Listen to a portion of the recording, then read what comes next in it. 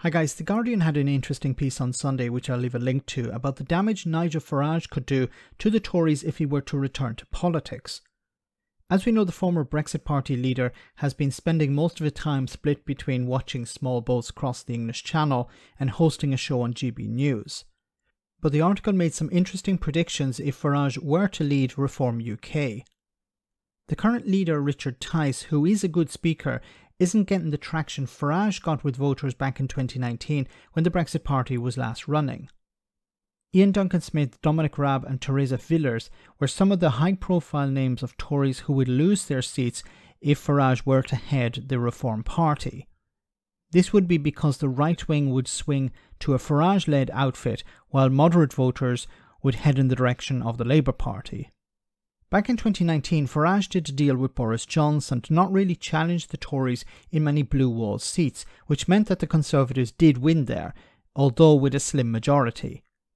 If at the next election you have the current problems facing the Tories and Reform splitting the right-wing vote, it will be extremely difficult for many Tories to hold on to their seats.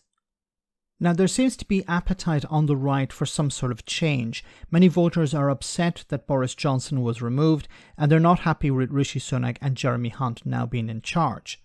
There is fertile ground for something like Reform UK.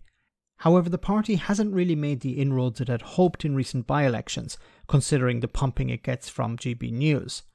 That could change if Farage, who's a household name, were to take over the reins. A big difference I see this time between Reform UK and the Brexit Party is that it would be extremely unlikely that the former would do a deal with the Tories. Brexit doesn't need to get done or be saved by agreeing some tactical voting on the right. Reform UK would be very happy to see the Tories crash and burn, as they would see it as a vindication of support for far-right policies, instead of what they would paint as moderates or even the centre-left taking over the Conservative Party.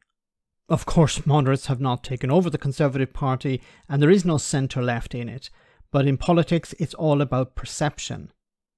Reform UK want the Tories to shift to the right, the far right even, but when the Conservatives do that, they abandon the centre, which will be swept up by Labour and the Lib Dems.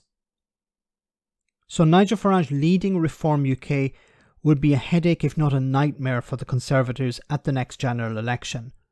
Let me know in the comment section, guys, what you think. As always, your comments are greatly appreciated. Thanks a lot.